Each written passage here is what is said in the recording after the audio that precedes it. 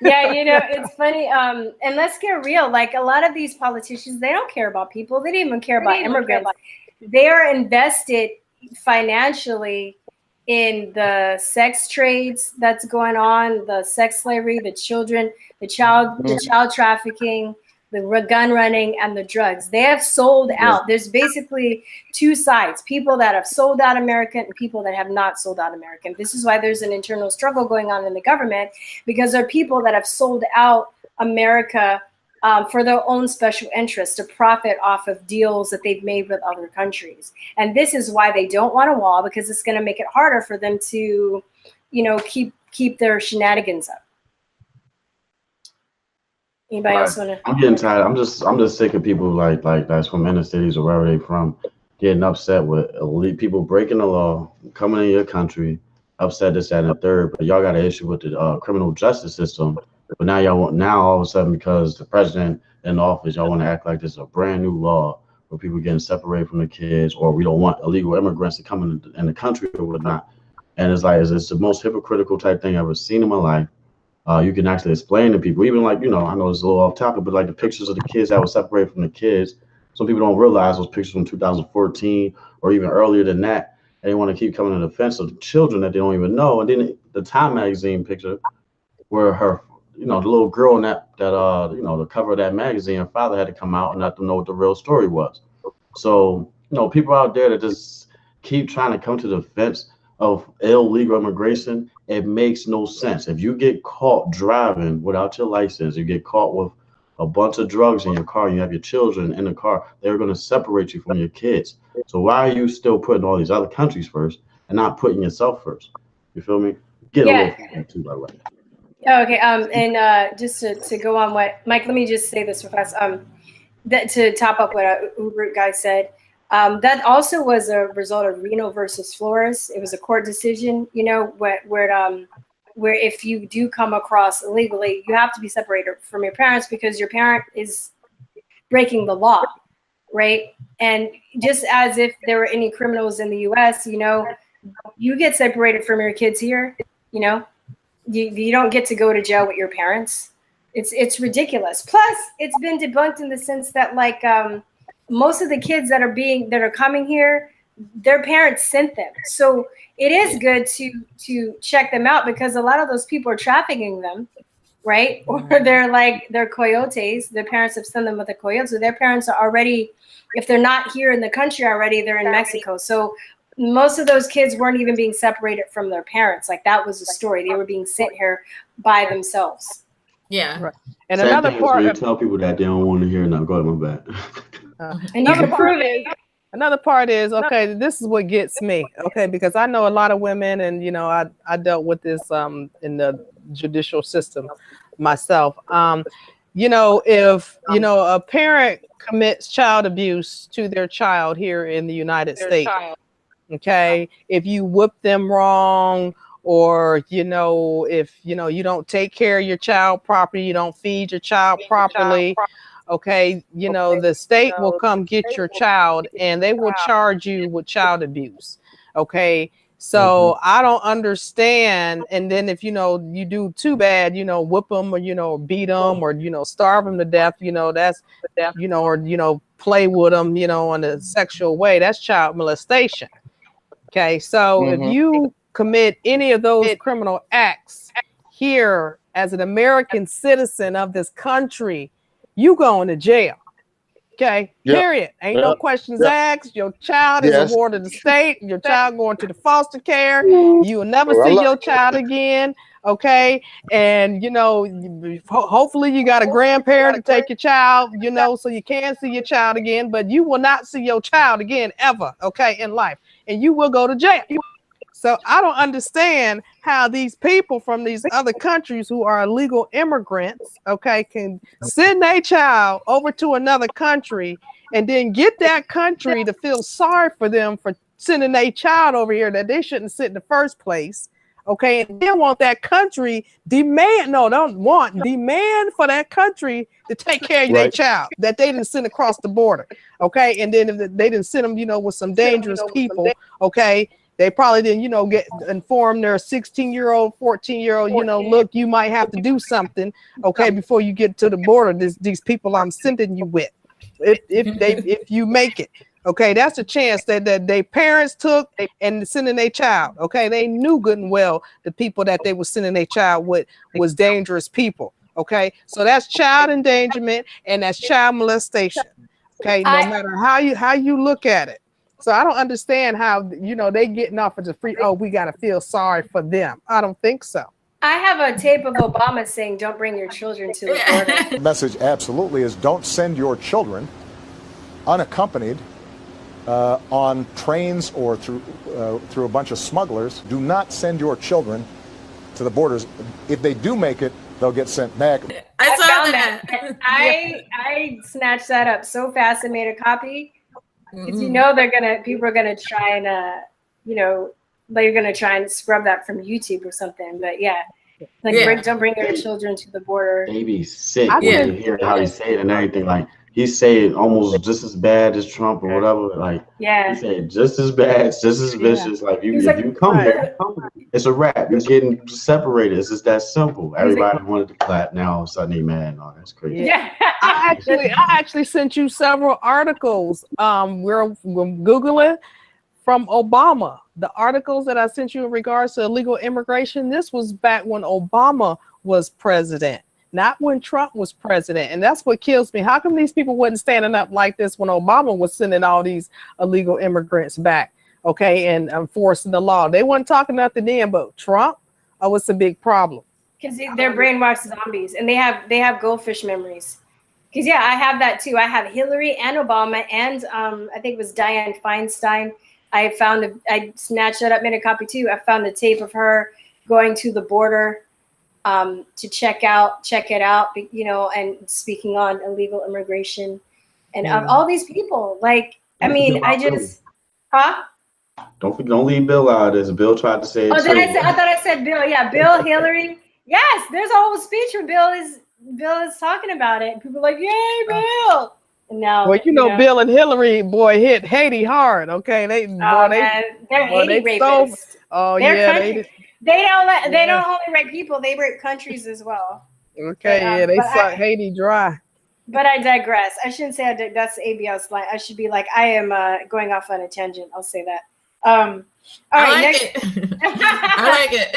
I'm going off on a tangent. Okay, sleeper cells, MS-13, La Raza, German Nazis, and other groups mad at America. We kind of touched on that earlier. I wish Conservative Mexican was here right now because he's been doing actually. I don't know if you've watched some of his videos, but he's been doing a lot of good videos talking about inside groups that are mad at the U.S. and that believe in I forgot the name of it. It starts with an R, but it's when you reclamation.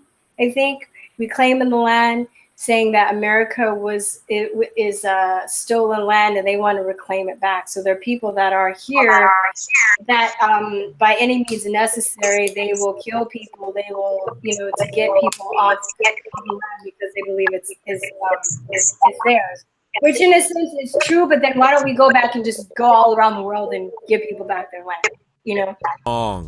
At the forefront of the revolutionary movement is the Raza. When you go to Venezuela, you can't stop us. There's too many of us. We're ready. We're breeding by the day. Back to Europe. This is America. Look your color. You're white. You don't belong here. This used to be Mexico. You know what I mean? And the people that were here before, they're just not gonna get up and leave. Mexico, Mexico, Mexico, Mexico. Arriba Mexico. You think we have kids because we like sex? No, we're having kids ready to start this war. Believe me. I got another one on the way, and she'll be strapped up ready for you. Come get it. Come get it. Come knock on my door and see what happens. We're ready. We're ready. In fact, a secondary plan of San Diego called for the establishment of a Republic of Texas, made up of Texas, New Mexico, California, Arizona, Mississippi, and Oklahoma. San Antonio, Texas would be the place where the revolutionary leadership would be based. So when Donald Trump's university is being scrutinized by a member of the La Raza Lawyers of San Diego, it should now make sense why this is a clear indication that the body politic has been infiltrated. The Daily Caller reports, United States District Court Judge Gonzalo Curiel, the man presiding over the class action lawsuit against Trump University, is a member of the La Raza Lawyers of San Diego and oversaw the gift of a law school scholarship to an illegal alien. In his 2011 judicial questionnaire to become a federal judge, Curiel revealed his history with La Raza. Why has racism been allowed to fester and rear its ugly head unchecked? While being displaced on a presidential candidate forcing American citizens to face the danger growing exponentially on our border, while the spirit of racism is used more as a social weapon than treated as a social ill. Simple. Because it has power over the masses, and the bought and paid for media plays it for all it's worth. Racism gets the common people nowhere, a nowhere the corporocratic New World Order wants all of its subjects to dwell in. We need unity among black, white, brown, red, and yellow, everyday, ordinary people. So I'm throwing some questions out there. The original Black Panther Party, formed in October of 1966, of which I was a member, believed in all power to the people. Black, white, brown, red, and yellow people. All right, all of us. Because we understood and we understand today that this struggle is about all of us. You know, resistance is not futile. It is essential to our life and our liberty. Yeah, I'm glad you said that, because I was actually listening to Dinesh D'Souza earlier today. That's my homie. He was talking about how illegals, or not illegals, he was talking about how can anybody truly claim land, you know, when people fought wars for land. So it's not like you win a war, so now it's yours permanently. Like at any point in time throughout history, people could come in and there'd be a war for the land because the land has resources on it. So like this whole notion of like, oh, we got to go back and right the wrongs and go back through history, you would be doing that forever. Because even before settlers came here from Europe, the native people on the land were fighting each other. Who can truly lay claim to the land and say like, all right, this is our land, this is us? You know, I mean, we can do that now, like in terms of the United States, and we have our borders and we're sovereign and we've paid into it. But the thing is, if someone tries to take us over, we'll fight for that land. And if we win it, it's ours. That's just kind of how it is. But like people, when they say like, oh, we're a nation of immigrants and all these, you know, this nation was built on immigrants, that's not true. The nation was built by settlers. And then once the nation was built up, people started to immigrate here because they saw where they were living as not as good as here. So those are two arguments that are easy to destroy.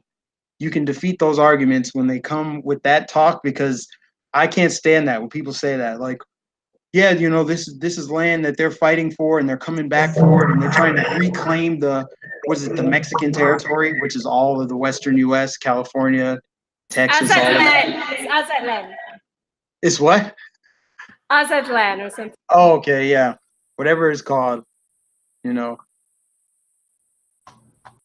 Well, you can't come back and renege on the deal. Okay. You can't do that. Okay. Just because you didn't win, okay, you can't come back a decade later and be like, okay, I lost, but I want my land back. No, you can't do that. Okay? More than a decade, a few centuries later. Yeah, centuries. You can't do that. Okay, you lost. You know, we sorry, but you know, try to go build somewhere else. But you can't come over here and, you know, try to take it back.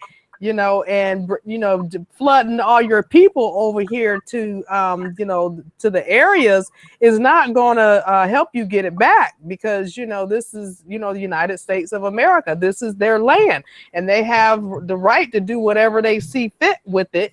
And you can't just, you know, flood, you know, United States with your people and think you're going to get your land back. It's not going to work like that.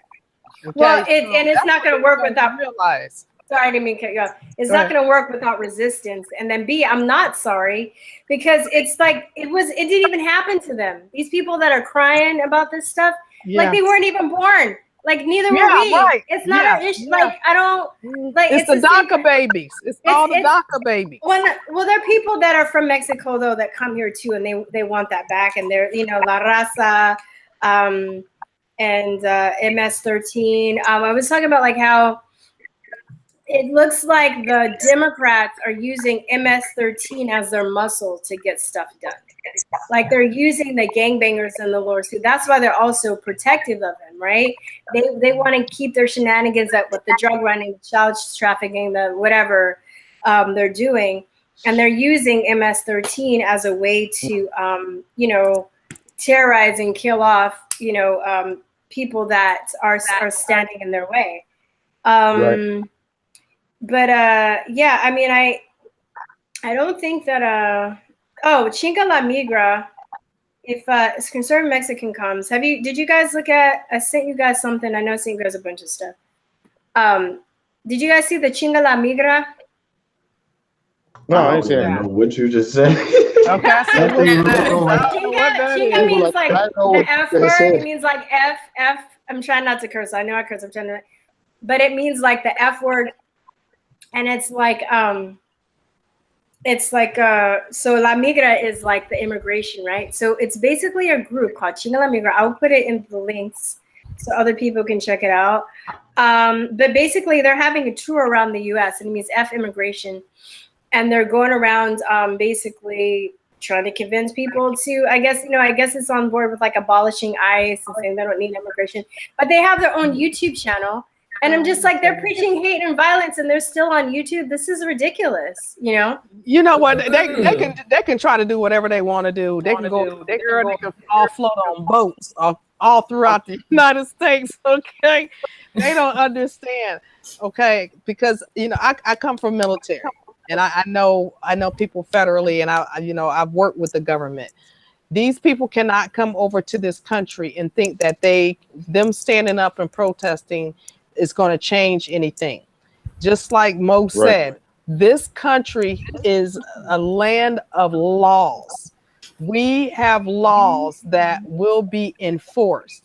And when those laws are being enforced, and I've got notifications from several military and several of the federal people. Okay.